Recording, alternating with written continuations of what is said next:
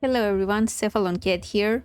So I decided to make this video after seeing how much my romance video for Veilguard resonated with so many people. I'm glad for the response it got. I'm glad so many people agreed with me regarding the romances in Veilguard and how they failed in some ways. So once again, let me preface this by saying that I like Dragon Age Veilguard. However, I do have many criticisms about it. And let me repeat, this does not mean I am hating on the game or trying to farm hate in any way. This is a video made by a fan who was a fan and is a fan of the Dragon Age universe. Also, there will be spoilers once again for all the Dragon Age games. So what I'll talk about today is how I found the whole experience in Veilguard, well, soft. Or sanitized, as many people have expressed. Before you say that, no, Veilguard is dark, look at the blight and the corpses and blah blah blah, that's not what I mean. I mean the general tone outside of the blight, which is a faceless, seemingly mindless evil. I'm talking about the whole tone of the game, besides the big evils and all of that. So I'm going to talk about certain things I've written down here. First, I would like to start with Tevinter. So Tevinter is a place that we've heard about a lot in previous games, and it was, in a way, the evil place. It was a place where mages ruled, where blood magic, corruption was a thing. Dorian talked about it a lot, and slavery was a big thing in Tevinter. It was a big thing with Dorian as well. You talked about him, and he talked about how his family owned slaves, that how he never thought about slavery because it was such a norm in Tevinter, right? Yet in Veilguard, in Minrathous, in Dogtown and everywhere, you don't see slaves anywhere, even though Dorian's whole redemption arc is him fighting slavery. If we didn't know about slavery being a thing in Tevinter, we wouldn't even know it's a thing in general. In the entire game, we see one slave, and only by the Venatori during the Emmerich recruitment quest. Once again, just like in my previous video, I would like to point out how codex entries do not count because they are something that many players can miss. So they should not count to convey basic information about a place you go to. My friends that played Veilguard as their first Dragon Age game would not even know that slavery and blood magic and all this corruption was a thing in Tevinter and how it's, bad. It just seemed like a magic-themed place with Nev just mentioning how she needs to save it, and we don't see that outside from fighting one blood mage and the Venatori, which we fight the whole game. So they don't really leave an impression. You don't get the impression that Minrathous is a corrupted place that needs saving. Also, it was my impression that it's not even clear that the Venatori came from Tevinter, but I could be wrong. Next up, the Crows. The Crows are nice people now and freedom fighters. And I know some of you will think, well, in the books, okay, once again, jot that down, codex entries and outside media do not count because the average fan does not consume that media, okay? So if we go by Origins and the previous games, the Crows are not a good faction to be in. Zevran talked about this in Origins, how he was recruited as a child crow and how he had to basically fight for his survival, how other children died during the training, etc. The Crows are not good people. If Zevran was the reason for only the good crows staying by the time Veilguard came around, then the game should show this, should mention this in some way. The only mention of Zevran that happens in Veilguard is how he brought the Aranai house shame as a kind of joke bit. In fact, the Crows are so incredibly pushed to be good guys, it's presented as a good thing that a child crow makes his own house and will happily recruit more orphaned children to be assassins. Do we forget that being an assassin means killing people? I know that killing people is the norm while you play any RPG game, but consider this in a semi-realistic setting for a second. A child happily saying they will teach other children to kill. What is this? What is this weird... What's your message here? I'm not getting it. Next, the Lords of Fortune. The Lords of Fortune are not even really thieves. What's so evil about being a thief in a fantasy game? It's a classic to be a rogue that's a thief in a fantasy game. Relax.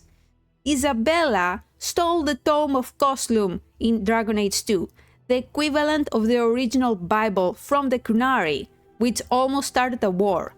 If this caused her to go to the complete opposite way, show this. Don't just suddenly have Isabella being like, oh yeah, we don't really steal any artifacts and stuff and we give them back. What? A thief faction would have been fun. All I read about the Lords of Fortune is that it barely has any content and you don't even get to be a real thief pirate. What's the point? Next, no racism for your player race. You're a Qunari crew, for example, which was my second playthrough. Does not matter, never gets mentioned. Even though you're a Qunari in Treviso, which is occupied by Qunari, by the Antam, does not matter. An elf in Minrathous would have been cool to also experience more racism. Does not happen. It is not ever mentioned that you're an elf. In the extreme opposite thing, in previous games, even being a woman, for example, in Origins was mentioned and pointed out in various scenarios. For example, Sten being perplexed that you're a woman fighter, for example, because in Qunari society, women and men have very specific roles. This is of course problematic, but it was fascinating to prove Sten wrong and talk to him about his ideology. This was not evil. This did not mean that Sten was evil. This just meant that he grew up a certain way and he is being introduced to different ways of living. Additionally, elves were sold as slaves, for example, in Origins, and the rest of the humans did not really care at all. They only mentioned that, oh, slavery is illegal, but then they don't care at all because the elves in general live in alienages and humans don't care about them at all. Let's not even mention the city elf origin story, which is a whole other thing that basically shows how the city elves experience extreme racism in Ferelden. And don't say that, well, it's Ferelden, now we're in Minrathous. We've seen how elves, even in Tevinter, would be looked down upon, such as Fenris in Dragon Age 2. In Inquisition, you literally got a debuff during the Palace quest, the Ball quest, if you were an elf or Qunari. That was good. It added effect to your player race and felt meaningful. Next, the Venatori are practically caricatures. You don't get any personality from them, they're just a mindless faction like the Antam that you fight. They were not interesting, but that was a thing in Inquisition as well. The most evil thing happening in the game is the torture and death of Ahala during one main quest, which is so out of left field and different than the rest of the game that it gave me whiplash. I had to look away because I was like, what? Imagine if the rest of the game was like this. Alright, so next up, some comparisons. So one main decision in the game is Minrathous and Treviso. Who are you going to save when the dragons attack? The equivalent to that we can think of easily is the mages and templars in Inquisition. Whereas in Minrathous and Treviso, it's fairly clear what's going to happen. In Inquisition, when you pick mages or templars, it means that you have a whole different faction that you fight, a different villain, Samson or Calpurnia, which changes certain parts of the story, and a whole different section of a main story and mission. For example, Dorian being recruited and literally going back in time, and when you fight the Templars, having a boring mission that I don't even remember. In the Minrathous and Treviso conflict, you can still max out the reputation of the faction, the Crows and the Shadow Dragons respectively, and you get a different visual for the environment depending on which choice you pick. The equivalent companion gets sad, but continues helping, and for Nev you can even romance her, and Lucanus you cannot for some reason. This follows to my next point, the Hardened status that you get in Veilguard for Nev and Lucanus.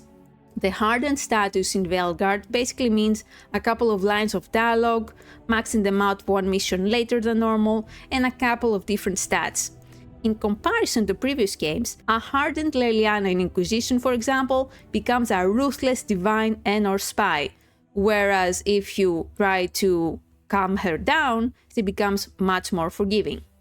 A hardened Alistair in Origins is the only way to make him king and stay romance if you're not a noble.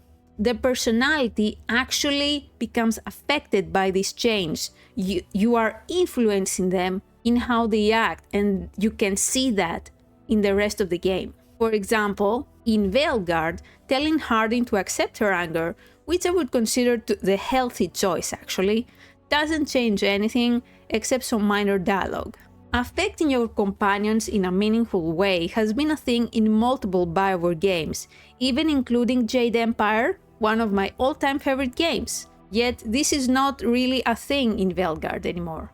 Next, companions don't have any real conflict with each other. It's all very superficial compared to previous games, where the personalities of the companions clashed. The most we get is Lucanus and Davren, and they always patch things up and become friends. There's barely a conflict besides a couple of jabs between them. In comparison, look at Alistair and Morrigan, Anders and Fenris, Vivienne and Sarah. They hated each other's guts, and that was great to watch. It doesn't have to be all sunshine and rainbows. Conflict is good for the narrative. Speaking of missed potential, Spite and Lucanus get a special spot here. Spite is interesting, fascinating even. He's a demon that possessed Lucanus. Yet do we get any juicy content with him? Some real conflict outside of Lucanus being a little bit unsure of if he'll hurt people? No. Compared to Anders and Justice in Dragon Age 2, and how it's a huge thing of how Anders and Justice sort of ceased to be when Justice merged with Anders due to Anders' anger, how he became vengeance instead. Spite, on the other hand, despite being the supposed embodiment of a negative emotion, ends up being an almost happy passenger who makes comments about how people smell like. What wasted potential! Next, you can be evil. Now this is a big one. Or even really funny, but that comes down to personal taste. You can only really be mad at Solas, and that's the most you get. You are basically a therapist to your companions, resolving every conflict, and are unable to mess anything up. The replayability gets hurt significantly, especially for people like me, who reserve a second playthrough for being evil to try different choices. Why did they do this? Conclusion. Why did this change happen? What was their reasoning? Was BioWare or the people in charge scared of conflict? What caused this complete switch in how things are presented? Why is there a fear of being evil in a video game? Role-playing in a video game does not equal real life. If you pick a mean dialogue option in a video game, nothing bad is going to happen. If you role-play as a morally ambiguous or evil character even in a video game, nothing bad is going to happen. Why did they decide to hurt the role-playing aspect so much, as well as the entire feel of the Dragon Age universe in this way? Are they retconning? Was this a time constraint, a restriction, or oversight? Let me know what you think. See ya!